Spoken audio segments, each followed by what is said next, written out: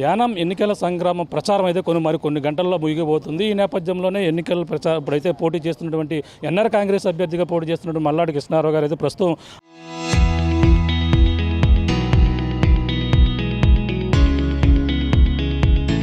Hospital అంటే తిరుగుతున్నటువంటి పరిస్థితి ఉంది. సార్ చెప్పండి, ఒక పక్కన ప్రచారం సమయం దగ్గర పడిపోతుంది, మీరు హాస్పిటల్ వద్దకు ఇవన్నీ కూడా తిరుగుతున్నారు, ఇలా ఎందుకు వచ్చారు? అంటే ఇతను వీరి ఫ్యామిలీ నా సపోర్టర్సు. నిన్న మధ్యాహ్నం వీరింటికడికి నేను వెళ్ళడం, వీరు భార్య కలిపి నిన్న నాకు షాలు దండ చేస్తున్నారు. నిన్న ఇతను పీడబ్ల్యూలో నేనే ఉద్యోగ అవకాశం కలగజేశాను. వీరు తల్లి ఈజ్ ఏ గవర్నమెంట్ సర్వెంటు, అలాగే ఫాదర్ కానీ అన్నీ కూడా వీళ్ళు ముందు నుంచి కూడా వీళ్ళ ఫ్యామిలీ నాతోటి అంబేద్కర్ నగర్లో ఉండేవారు. ఇప్పుడు రమాబాయి నగర్లో వీరు ఉంటూ ఉన్నారు. తండ్రి చనిపోయారు, తల్లి చనిపోయింది, వీరు చిన్న వయసు. అటువంటిది నిన్న నా దగ్గరికి వారింటికి వెళ్ళాను నేను. మొన్నేమో నా దగ్గరికి కలిశారు. ఈరోజు చూస్తే సడన్గా బస్సు కాళ్ళ మీద వెళ్ళిపోయి హార్ట్ ఫెయిల్ అయ్యి చనిపోయారు. ఇది చాలా చాలా మనసు కష్టమైన పని. అలాగే రేపు రాబోయే రోజుల్లో మళ్ళీ వారి వైఫ్కి మనం, ఎందుకంటే ఆవిడ చాలా ఇప్పుడు బతకడానికి కూడా అవకాశం లేదు, ఈజ్ ఎ రెగ్యులర్ ఎంప్లాయీ కాదు, 18,000 రూపాయలు జీతం తెచ్చుకునే ఒక పీడబ్ల్యూలో ఒక సిఎల్ఆర్ మాత్రమే, ఒక వోచర్ పెయిడ్ పర్సన్. రాబోయే రోజుల్లో వీరి కుటుంబానికి కొంచెం ఆర్థికంగాను, అలాగే ఆ అమ్మాయిని ఏదో ఒక దాంట్లో పెట్టేలాగా నేను ఆ బాధ్యత కూడా వాళ్ళు తీసుకోవడం. ఇటువంటిది చనిపోయిన కుటుంబాలకి, కష్టాల్లో ఉన్న కుటుంబాలకి ఇది ఎలక్షన్ అనే కాదు, ఎప్పుడు కూడా నేను వారికి అండగా ఉండే మనిషి. ఎలక్షన్ క్యాంపెయిన్కు నాకు ఇప్పుడు అక్కడ జరుగుతున్న దాని మీద తప్ప, లేదంటే మొత్తం ఇమీడియట్గా నిమిషాల మీద నేను ఊళ్ళో ఉంటే ఇటువంటి వాటికి నిమిషంలో అటెండ్ అవుతుంటాను. అందుకని వారి ఫ్యామిలీకి, వారి కుటుంబ సభ్యులందరికీ కూడా నా సానుభూతిని తెలియజేస్తున్నాను.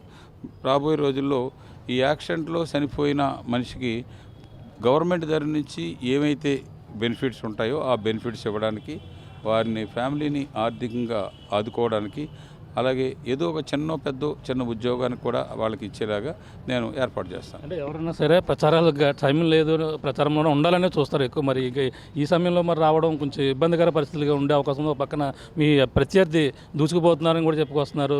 మీరేమో ఇలాగా ఫ్యామిలీ కుటుంబాలకి వాళ్ళకి ఇబ్బంది కలిగాని మీరేమో తిరుగుతున్నారు. నా ప్రచారం అయిపోయింది సార్, నా ప్రచారం అయిపోయింది. ఎలక్షన్కి ప్రజలు వెళ్ళి ఓట్లు వేయడానికి రెడీగా ఉన్నారు. అందుకని నేను ఏదో ప్రచారానికి ఈ టైం పోతే నాకు ప్రచారం ఏదో అయిపోతుంది అనుకుంటే అదేం కాదు. నేను ఎమ్మెల్యే మంత్రి కంటే ఈ ఊరికి ఒక సేవకుడిని. ఆ సేవకుడిది నాకేమి ఉరుతుంది అనేది చూడకుండా సేవకుడిలాగే ఉండాలి. అంతే తప్ప నేను వెళ్తే ఈ ఓట్ల కోసం వచ్చి నేను పాడి మోసేవాడిని కాదు. ఇలాగ లాస్ట్ ఎలక్షన్లో 5 సంవత్సరాల క్రితం అతని కోసం చనిపోతే, హార్ట్ అటాక్ వచ్చి చనిపోతే, నేను పాడి మోస్తానని కాస్టల్ దగ్గర వెళ్ళాడు, ఆ కుటుంబాన్ని అక్కడ వదిలేశాడు. ఇప్పుడు కూడా ఇలాంటి డ్రామాలే రేపు చేయబోతాడు. కానీ ఆ ఫ్యామిలీకి ఎవరు అండ కావాలో ఎవరన్నది ఆ ఫ్యామిలీ వైఫ్కి కానీ అందరికీ తెలుసు. వాళ్ళకి తప్పనిసరిగా వాళ్ళకి నేను ఉపయోగపడతాను. ఎలా ఉన్నాయి సార్ పరిణామాలు, ఎలా ఉండబోతున్నాయి? ఇప్పుడు మీరు 6వసారి పోటీ చేస్తున్నారు, ఎలా ఉండబోతుందంటారు? నేను 6వసారి పోటీ చేసిన ప్రజలు పెద్దాయన సేవలు కావాలి, ఈ ఊరికి మల్లాడి కృష్ణారావు పరిపాలన కావాలి, పేదోడికి మల్లాడి కృష్ణారావు కావాలి అనే విధంగా ప్రజలు నన్ను రిసీవ్ చేసుకుంటున్నారు. ఒక్కసారి పోటీ చేసి చిచ్చి ఇటువంటి వాడు ఉండకూడదు, నమస్తే యానమని వచ్చాడు, బై యానమని చెప్పడానికి ప్రజలు రెడీగా ఉన్నారు. అంటే మీరు కూడా శపథం చేశారు, ఆ సవాళ్ళకి ప్రతి సవాలు రాలేదు. మరి ఆ సవాళ్ళు మీరు చేస్తారా, మరి విరమించుకుంటారా? కానీ అతన్ని మీరు వెళ్ళి అడిగితే, నేను సవాళ్ళు అన్నది అతను 2 సందర్భాల్లో మల్లాడి కృష్ణారావు అన్న వ్యక్తిని మార్చి నెలాఖరికి నువ్వు ఉంటే కదా అని అన్నాడు నన్ను. అది ఒక ఆఫీసర్స్ ఉన్నప్పుడు ఒక స్టేజ్ మీద, రాబోయే మార్చిలోపు చూడు నేను ఫినిష్ చేస్తానని చెప్పేసి అన్నాడు. అలాగే మొన్న ఎలక్షన్కి స్టార్ట్ చేసే ముందు మల్లాడిని నేను అంతం చేస్తానని చెప్పేసి అతని స్పీచ్లో వచ్చింది, యూట్యూబ్లో కూడా చూడండి.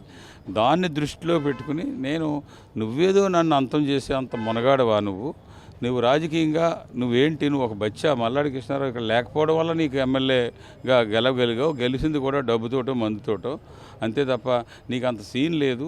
నీలాంటి నేను ఓడించకపోతే నేను గుండె కొట్టించుకుని నా పేరు మార్చుకుంటానని చెప్పేసి చెప్పుకున్నాను. దానికి అతనికి ఇప్పటి వరకు స్పందించలేదే. స్పందించిన తర్వాత నేను అన్న మాటని నేను నిలుపుకుంటాను. ఆ విధంగా ఎంత ప్రజా అభిమానం ఉండి పేదోడికి ఉపయోగపడిన వాడిని నన్ను ఓడింతానంటే గుండు కొట్టించుకోవడంలోనూ పేరు మార్చుకోవడంలో తప్పే ఉంది. ఈ ప్రజల గురించి నేను ఇంకా ఆలోచన చేయవలసిన అవసరమే లేదు. నా యానం ప్రజల గురించో పేదోడి గురించో నన్ను ఇంత సేవ చేసిన వాడిని నిజాయితీగా ఉన్నవాడిని ఓడిస్తే వీళ్ళ గురించి నేను ఎందుకు ఆలోచన చేయాలి? సన్యాసం తీసుకుంటా. యానం రాజకీయాలు చూసుకుంటే ఏపీ పార్టీలు కూడా ఇందులో ఇన్వాల్వ్ ఉన్నట్టు, నాయకులు కూడా ఇందులో కీలకంగా ఉన్నట్టు కూడా చెప్పుకొస్తున్నారు. వైసీపీ అతనికి సపోర్ట్ చేస్తే మీకు కూటమి నాయకులు మద్దతు తెలుపుతున్నారని కూడా చెప్పుకొస్తున్నారు. ఎలా ఉందంటారు? అసలు కూటమి నాయకులు ఇప్పుడు వరకు నాకు ఎలక్షన్లో ఎక్కడా క్యాంపెయిన్ కానీ ఇంకోటి కానీ చేయలేదు. ఇంకా వైఎస్ఆర్కి సంబంధించిన నాకు మిత్రులు పార్టీ పరంగా కాకుండా బాగా ప్రాణ స్నేహితులు లాంటి వాళ్ళు వైఎస్ఆర్ గారికి నాకు తోటి ఇక్కడ ఉండే పిల్లి సుభాష్ చంద్రబోస్ గారు కానీ అటువంటి వాళ్ళు నాకు వచ్చి బీసీ వర్గాలతో నేను 139 బీసీ కులాలు ఉన్నాయి ఆంధ్రప్రదేశ్లో. దాంట్లో అనేకమైన సంవత్సరాలుగా ఆ బీసీ సంఘాలకి ఏ చిన్న కష్టం వచ్చినా కూడా నేను వారికి సేవలు అందిస్తూ ఉంటాను. దాని మీద బీసీ సంఘాలు కానీ అందరూ కూడా యానం వచ్చి ఒక ప్రజల మనిషి, ఒక పేదోడి మనిషి, బీసీ సంఘాలకు, వెనకబడిన జాతులకు, అలాగే అందరికీ కూడా ఒక ఆంధ్రాలో అవ్వచ్చు, తెలంగాణలో అవ్వచ్చు, మత్స్యకారులకి సంబంధించిన మనిషి. ఈ మనిషికి మనం వెళ్ళి జస్ట్ ఒక మద్దతు ఇవ్వాలి అన్న ఉద్దేశంతో ఇక్కడికి వస్తున్నారు. నేను కూడా చెప్పాను, దయచేసి ఎవరు కూడా ఈ ఎలక్షన్స్ చాలా పీస్ఫుల్గా జరగాలని కోరుకుంటూ ఉన్నాను. మీరు కాకినాడ వెళ్ళారు, కాకినాడలో కూడా ప్రచారం చేశారు, ముమ్మడివారంలో ప్రచారం చేశారు, ఇంకా కొన్ని ప్రాంతాల్లో మీరు గతంలో ఏపీ ఎన్నికల్లో కూడా ప్రచారంలో చేశారు. మీరు వాళ్ళు ఫోన్ చేసి కానీ ఇలాంటి మద్దతు తెలియజేశారు? అంటే నేను ముమ్మడివారం ఎలక్షన్లో గత ఎలక్షన్లో నేను కలెక్ట్ చేసుకోలేదు. అంతేగాని ముమ్మడివారం ఎలక్షన్లో నేను ప్రత్యక్షంగానే ఎక్కడ కూడా లేను. ముందు ఎలక్షన్లో 2 ఎలక్షన్లో కూడా అక్కడ సతీష్కి కాంగ్రెస్ క్యాండిడేట్గా ఉన్నప్పుడు కానీ వైఎస్ఆర్ పార్టీలో ఉన్నప్పుడు అతని విజయానికి నేను నా ఫాలోవర్స్ అందరూ పనిచేశాను తప్ప గత ఎలక్షన్లో అందరూ వచ్చి అడిగినా కానీ ఈ ఎలక్షన్లో నేను కలెక్ట్ చేసుకోకుండా మీరు గెలవండి, మీరు పెద్దోళ్ళు అయిపోయారు కదా, మల్లాడి కృష్ణారావుకి ఏముంది అని అంటున్నారు కదా, అంత అవసరం లేదు, అంత సీన్ లేదంటున్నారు కదా, మీరు గెలవండి అని చెప్పాను. కాకినాడలో అయితే అతను ఒక కమ్యూనిటీని అగ్నికుల క్షత్రియులు దొంగనా కొడుకులు అని చెప్పేసి లంచగొండు అని చెప్పేసి చెప్పారు. అది వ్యక్తిని తిట్టకుండా, వ్యక్తిని తిడితే కొండబాబు అతను తిట్టుకున్నారనుకోండి పర్వాలేదు, ఒక కమ్యూనిటీని తిట్టారు కాబట్టి ఫస్ట్ రెస్పాండ్ అయ్యి నువ్వు క్షమాపణ చెప్పు అని అంటే దాని తర్వాత అతను నేను అనలేదు, అది అనలేదు, ఇది అనలేదు అన్నారు. ఫైనల్గా నేను కాకినాడ వచ్చి మీటింగ్ పెట్టిన తర్వాత క్షమాపణ వేడుకున్నారు. అక్కడతోటి అది వదిలేశాను. కానీ అది ప్రజల్లో ఉండిపోయింది. ప్రజల్లో ఎలక్షన్ దగ్గరగా ఉండడం వల్ల వీరు ముఖ్యంగా మత్స్యకారులు అందరూ కూడా అబోవ్ 80% అతనికి వ్యతిరేకంగా ఓటేయడంతో అక్కడ కొండబాబు గెలవడం జరిగింది. కొండబాబా ఇంకొకరు అన్నది వారికి నేను ఉపయోగపడడమే నాకు తెలుసు. కానీ నా ఎలక్షన్ కోసం మీరు అందరికి వచ్చి పనిచేయండి అన్నది ఇప్పటి వరకు ఏ ఒక్కరిని ఎప్పుడూ నేను అడగలేదు. అంటే కుల సమీకరణల నేపథ్యంలో యానం ఎన్నికలు జరుగుతున్నాయి అంటున్నారు. ఎంతవరకు వాస్తవం? నిన్నమ్మో కాపులతో మీరు సమావేశాలు నిర్వహించారు. కొంతమంది కాపులు కూడా ప్రత్యక్షంగానే వచ్చి అతని వద్ద నుంచి వచ్చి కూడా ప్రెస్ మీట్లు కూడా పెట్టి మీకు మద్దతు తెలుపుతున్నారు. మరి అంటే కుల సమీకరణ ఆ కులస్తులు ఓట్లు తీసుకోవాలి అన్న దాంట్లో తప్పులేదండి. నిన్న తోట తిరుమతులు గారు కాకినాడలో కూర్చుని ధర్మారెడ్డి గారు అందరూ కూడా ఇక్కడున్న క్యాండిడేట్ని పనిచేయని వాళ్ళని పిలిపించుకుని పనిచేయమని చెప్పేసి వారు కోరుకున్నారు. దాని తర్వాత వారు అక్కడ మాట్లాడిన తర్వాత నైటు అదే సామాజిక వర్గానికి 350 పైబడి కుటుంబాలు, లీడర్సు, కార్యకర్తలు అటోళ్ళు నన్ను పిలిచి మీకు మల్లాడి కృష్ణారావు ఎన్నాళ్ళు మేము కులం అని చెప్పేసి ఉండిపోయాం, ఇక్కడి నుంచి మా కులానికి మాకు పేదోడికి న్యాయం మీరు ఎన్నో అని చేస్తూ ఉన్నారు, ఇంకా కూడా ఎక్కువ చేయండి, మీకు మద్దతు ఇస్తున్నామని చెప్పేసి తక్కువ కాకుండా 350 కుటుంబీకులు నిన్న నాకు మద్దతు ఇచ్చారు. ఆ పక్కనే తోట తిరుమతులు గారు అంత ప్రయత్నం చేస్తున్నా, తోట తిరుమతులు గారు ఆ విధంగానే ఉంటాయి.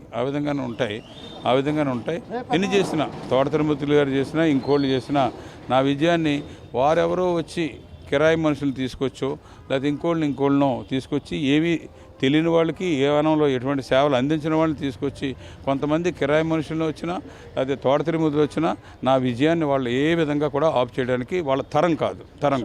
వాళ్ళు ఎస్సీ ఓట్లను చీల్చేందుకు ఆయన కూడా ప్రత్యక్షంగా పాల్గొన్న పరిస్థితి ఉంది. ఎలా చూడాలంటే హర్ష్ కుమార్ గత 2014 ఎలక్షన్లో పోటీ చేశారు, 2019లో పోటీ చేశారు, మొన్న ఎలక్షన్లో వారు ఉన్నారు. డిపాజిట్ రాని వ్యక్తుల గురించి నేను మాట్లాడడం ఎందుకు? ప్రజల విశ్వాసాన్ని కోల్పోయి ఇలాగ ఎక్కడ పిలితే అక్కడ కిరాయి తీసుకుని వెళ్ళే మనుషులాగా ఉన్న వ్యక్తుల గురించో, ముందు నాయుడు గారేమో దాన్ని అంతం చేస్తాను, ఆ ఫ్యాక్టరీని మూసేస్తాను అన్నవాళ్ళు అప్పుడు.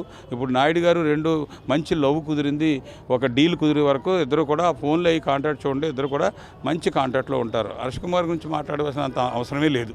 రేపు ఫైనల్గా ప్రచారం ఎలా ఉండబోతుందండి? కనివిని రీతిలో మొత్తం మీ కార్యకర్తలు బ్రహ్మరథం పడతా అంటున్నారు, ఎలా ఉండబోతున్నారు? రేపు నా ప్రచారం ప్రజలు ఎవరైతే ఓటేద్దామని అనుకుంటున్నారో అందులో మోర్ దెన్ 60% ప్రజలు నాకు రేపు ఈ పాదయాత్రలో వచ్చి రావడానికి ఎక్కువ అవకాశాలు ఉన్నాయి. ప్రజలు రేపు నా ఇంటి దగ్గర నుంచి ఈ పాదయాత్ర సిటీలో చేసి ఒక 1 అవర్, దాంతో ఎలక్షన్ క్యాంపెయిన్ ముగుస్తుంది. రేపు ప్రజలు ఎవరైతే ఓటేద్దాం అనుకుంటున్నారో ఓటేసే వాళ్ళు కనీసం 60% తక్కువ కాకుండా స్వచ్ఛందంగా వాళ్ళు వచ్చి రేపు పాదయాత్రలో కార్యకర్తలు అవ్వచ్చు, మహిళలు అవ్వచ్చు, పెద్దలు అవ్వచ్చు, ప్రజలు అవ్వచ్చు, అందరూ కూడా వస్తారు అని నాకు పూర్తి విశ్వాసం ఉంది. ఇది పరిస్థితి. యానంలో ఎన్నికలు వేడిగా జరుగుతున్న నేపథ్యంలో ఎన్ఆర్ కాంగ్రెస్ పార్టీ అభ్యర్థిగా పనిచేస్తున్నటువంటి ఇప్పుడు పోటీలో ఉన్న మల్లాడి కృష్ణ మాజీ మంత్రి అయితే ఇప్పుడు ప్రస్తుతం హాస్పిటల్ ఈ యొక్క ప్రాంతాల్లో అయితే తిరుగుతున్నారు. ప్రభుత్వ ఆసుపత్రికి అయితే ఇప్పుడు యానం ప్రభుత్వ ఆసుపత్రికి అయితే రావడం జరిగింది. తమకు సంబంధించినటువంటి కార్యకర్తకు సంబంధించిన ప్రమాదంలో గురైనటువంటి వ్యక్తి అయితే ఇక్కడ చనిపోయిన నేపథ్యంలో ఇప్పుడు వచ్చి వాళ్ళ వెంటనే కూడా ఆ ప్రచారాలను సైతం కూడా పక్కన పెట్టి ఇప్పుడు అంతా కూడా పరామర్శించేందుకు అయితే రావడం జరిగింది. ఏదేమైనా యానం ప్రజలకు నిరంతరం కూడా సేవ చేసిన ఒక సేవకుడిగా గుర్తింపు ఉంది కాబట్టి ప్రచారాలను కూడా పక్కన సైతం కూడా లెక్క చేయకుండా నేను ఇప్పుడైతే వాళ్ళైతే పరామర్శించాను. వాళ్ళ కుటుంబానికి అండగా ఉంటానని కూడా భరోసా ఇచ్చి మళ్ళీ తిరిగి వాళ్ళ ఎన్నికల ప్రచారంలో పాల్గొనేందుకైతే ఆయన తిరిగి వెళ్తున్నటువంటి పరిస్థితి ప్రధానంగా ఉంది. ఏదేమైనా యానం ఎన్నికల్లో 6వసారి ఎమ్మెల్యే అభ్యర్థిగా పోటీ చేస్తున్నాను. గతంలో నేను చేసినటువంటి సేవా కార్యక్రమాలు ప్రజలకు ఇప్పుడు నేను అండగా ఉన్న నేపథ్యంలో వారు నన్ను మళ్ళీ తిరిగి గెలిపించేందుకు ప్రతి ఒక్కరు కూడా కృషి చేస్తున్నారు. గతంలో ప్రత్యక్షంగా ఎన్నికల్లో లేకపోయినప్పుడు ఇప్పుడు నేను ప్రత్యక్షంగా పోటీ చేస్తున్న నేపథ్యంలోనే ప్రజలు మళ్ళీ తిరిగి నాకే పట్టం కట్టేందుకు, అలాగే ఇప్పుడు ఏదైతే అప్పుడు పోటీ చేసి ప్రత్యర్థిగా ఉన్నటువంటి అశోక్ అయితే ప్రజలకు మాయమాట చెప్పి గత 5 సంవత్సరాల్లో ఎటువంటి అభివృద్ధి లేకపోవడంతో ప్రజలు విసిగి చెంది ఇప్పుడు మళ్ళీ తిరిగి నన్ను పట్టం కట్టేందుకు ప్రతి ఒక్కరు కూడా ఆసక్తి కనపరుస్తున్నారని మల్లాడి కృష్ణారావు అయితే చెప్తున్నటువంటి పరిస్థితి ప్రధానంగా ఉందని చెప్పాలి. ఇది కూడా తాజా పరిస్థితి. అనిల్తో ప్రకాష్ RTV ఈ యొక్క యానం నుంచి.